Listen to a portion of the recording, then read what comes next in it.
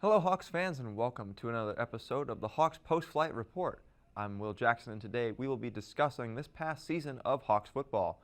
The regular season came to a thrilling conclusion this past Friday as Mill Creek defeated their rivals in the Mountain View Bears by a score of 52-28. Very impressive performance by them.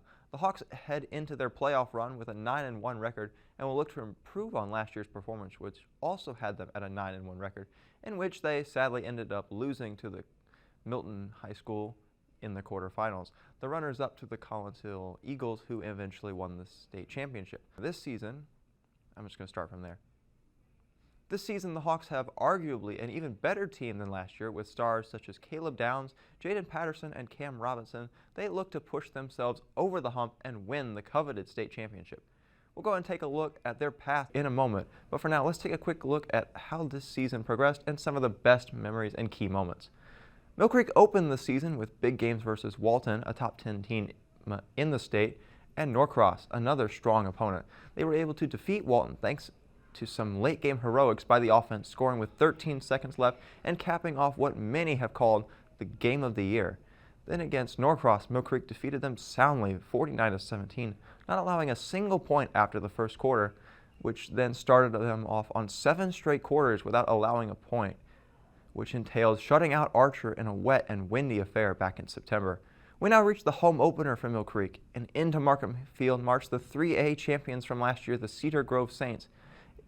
It was a game that really saw Mill Creek awake, with the team playing complementary football for a full game and avoiding the trap against a small but strong school. It would set the stage for Mill Creek's next 2 home games against Parkview and Central Gwinnett.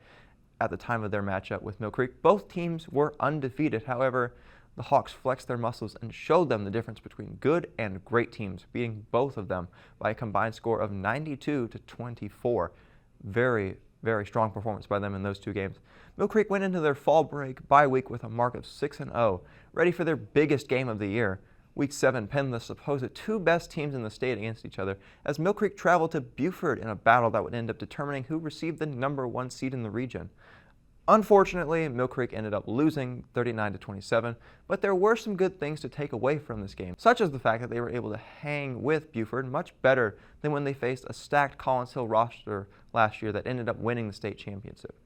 Speaking of Collinsville, Mill Creek was able to rebound nicely in their next 2 games against previously mentioned Collinsville and their rivals, shutting both teams out in impressive fashion. One could call it a revenge game, as many of the players on the team this year were a part of the dismantling that Collinsville gave us last year, and these players were hungry to avenge that game, and that's just what they did. It showed that despite the Buford loss, Mill Creek is still one of the best teams in the state. The final score of those 2 games, the Collinsville one was 52-0 and Decula 45-0 as well.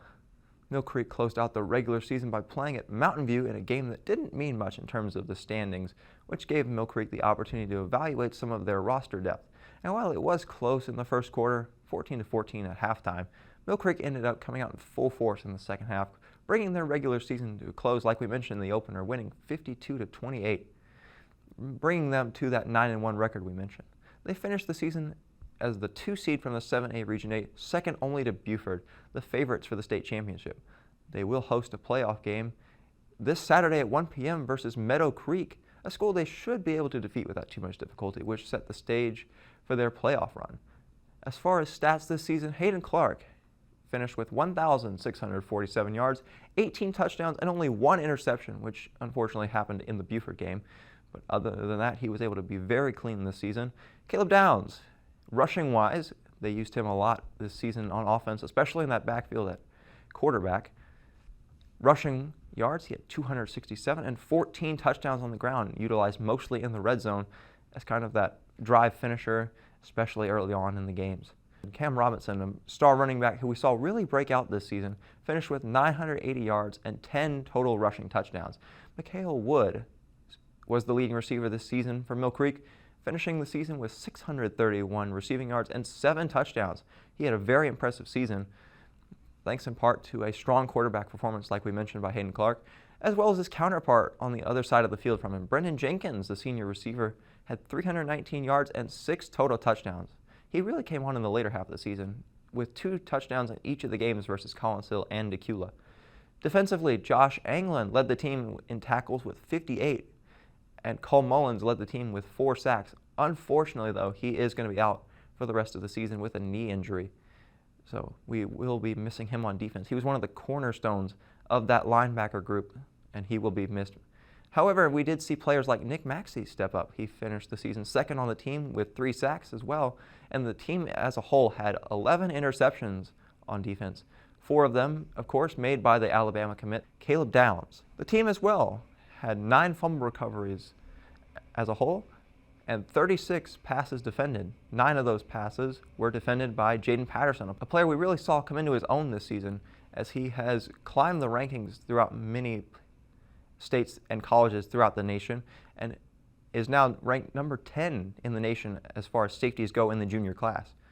So be sure to go to futureallstars.org for live updates on the games, and stay tuned to the Mill Creek Network for game recaps and updates about the Hawks playoff run. But for now, I'm Will Jackson. Thank you so much for watching, and as always, go Hawks!